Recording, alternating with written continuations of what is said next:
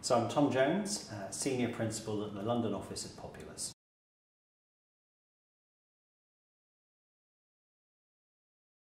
So Tottenham has been a really significant project for Populous.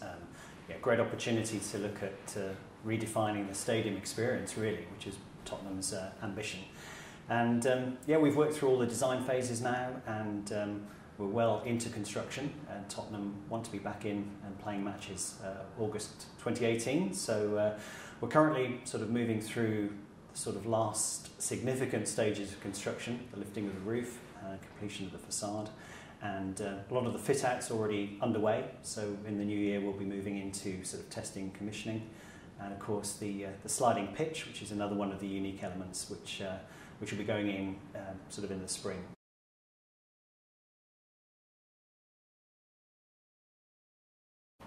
Well, I think it was a very ambitious challenge that was set out to us by Tottenham, and Daniel Levy in particular, the chairman, has a very personal interest in the project, and he had looked around the world, particularly I think at North America, some of the stadium trends that were happening over there, and I think he really wanted with the design of the new Tottenham Stadium to be embracing some of what was happening in the stadium world overseas, but also I think very mindful of the heritage of White Hart Lane, very keen that they built the new stadium there.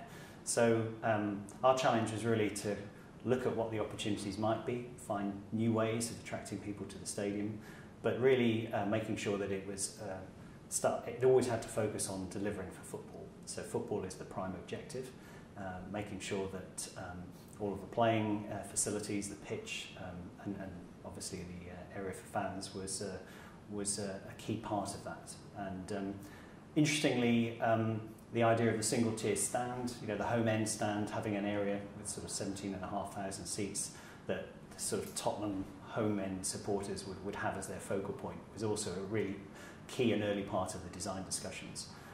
That really we saw as being the heartbeat of the stadium, the driving atmosphere, and was a sort of a move away from some of the more typical sort of oval-shaped bowls that perhaps more recent stadia had had. So it'll be interesting to see. It's going to be a very different experience for the fans, both in the general spectator areas and particularly in hospitality, where there's a greater layering of different products and opportunities. I think Tottenham have looked at trying to deliver a much broader range of choice throughout the stadium, and that's something that's going to be quite new, I think, for the public.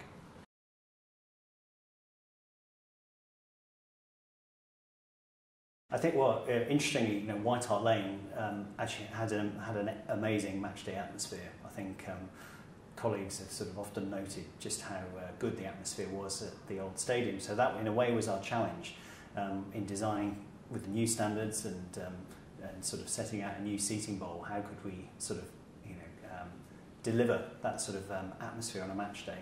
And certainly Dortmund, obviously prior to Dortmund, a number of examples through English football of single-tier stands that had possibly dropped out of favour in more recent projects. But I think our sense is that this was one way in which we could really try and deliver that sort of amazing match day atmosphere within the stadium. And certainly having been across to see Dortmund, you can just see how intimidating that yellow wall is, and in many respects that's what we're trying to deliver for Tottenham.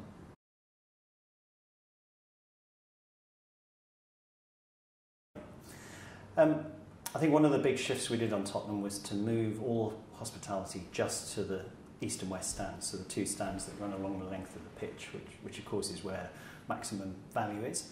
That allows us to put the single-tier stand in the south. It allows us to have a sort of more general stand in the north, which is where the away fans will be as well. So you'll get that sort of traditional home and away interplay across the pitch behind the goals. So we were left with hospitality on the east and west. And again, a big difference is, instead of it just being a sandwich in the middle, almost cutting off the lower and upper tier, there are a lot of different clubs now focused around the halfway line. The sort of tunnel club that sits directly behind the players, where I'm sure people are going to be out in good time for the action to be sort of sitting right behind the players' bench.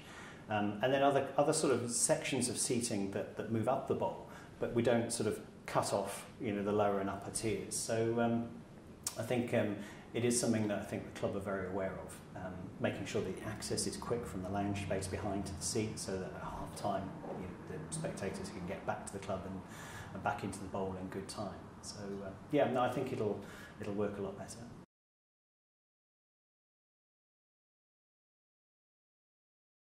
No, the phasing and the construction of the new stadium has been very challenging. Interestingly, the context for the new stadium is the high road, and I'm not sure we've ever designed a stadium right on a high road before. Bus lanes and all of the things that you expect and that have to keep flowing during construction. Also, the challenge of building the initial phase, the horseshoe, around White Hart Lane. So Tottenham wanted to play really up until the final moments in White Hart Lane before moving to Wembley this season. So we were able to build the horseshoe, where we put all the sort of permanent cores of the stadium, all of the fit out. And then the south stand is now under construction, sort of steel frame construction that bridges over where the sliding pitch will slide under. But it's a hugely challenging build.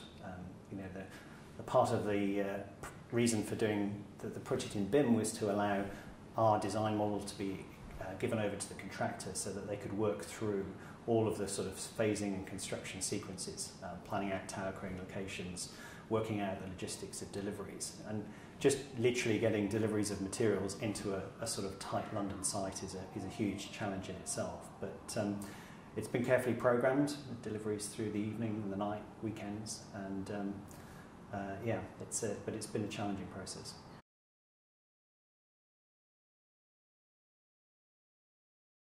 I think Tottenham very much, see the football club as being the primary asset. Although, having said that, the balance that Tottenham also have is that they're hosting NFL twice a year, and so we've had long conversations about the balance of how much the stadium feels like a Tottenham stadium, how much it can change its identity when an NFL match comes, again when they have concerts. So we've been looking a lot at digital technology. So the use of screens and lighting that on a Tottenham match day can feel very much like it's got that sort of sports identity and football identity to it. And then when the NFL come, they're primarily on the east side of the stadium, Tottenham are on the west side of the stadium, all their changing facilities. So we've created spaces that both codes can have and adapt and use to give that character. But I think spectators are coming to a sports event, and I think they'll always want that attachment. So be that screens, be that sort of audio-visual, I think there does need to be that sort of connection to the sporting event.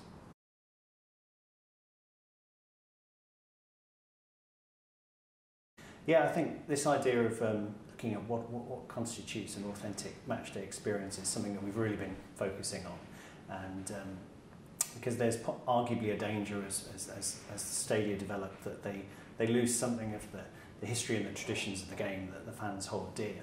So we've been looking at things like materiality. So what are the bars made of? Things that are going to last for decades, rather than being a sort of a fashion style when it opens and then swept away within a few years.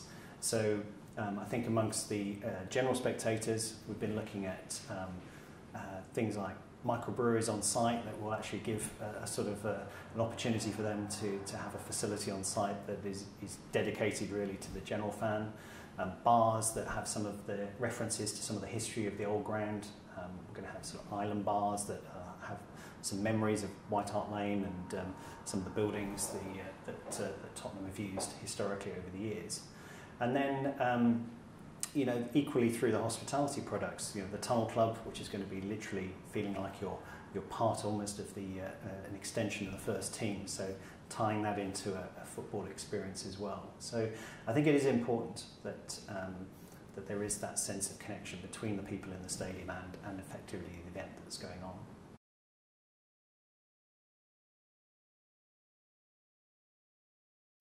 I think the way that we like to work with clients is almost to build up the design, so that if we start a conversation with them at an early stage and we can get some sort of clear understanding of what the core aims and objectives are, then I think as you build up the design, then those are the key things that can be retained. Clearly, we always have to work within budgetary constraints, so that tends to be around specification, choice of materials. Clearly, sometimes there can be elements like facade lighting or specification of big screens, that clients may have aspiration to use. And sometimes we just have to make allowance for future-proofing. So we can put in maybe some of the cabling infrastructure, maybe think about physical areas of the building where some form of retrofit can take place. So rather than maybe designing something that's reliant on having the whole design built, it's maybe building it up from the bottom up really, so that the core objectives are achieved. And then giving flexibility really, if clients want to consider a sort of future phase of development, that they have that opportunity to do so.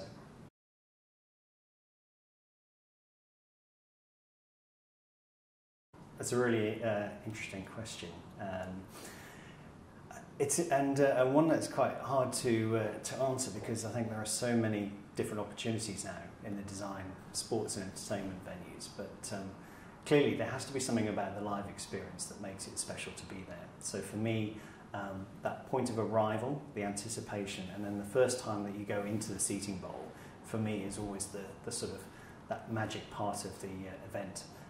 So I think that you'll be looking to create a venue where that sense of anticipation is built up in stages, and then the great reveal of a seating bowl, which full of people, with atmosphere, with the lights and sort of other effects that you can create now to sort of really build the drama ahead of the event. I think that, to me, is the sort of venue you would be looking to design.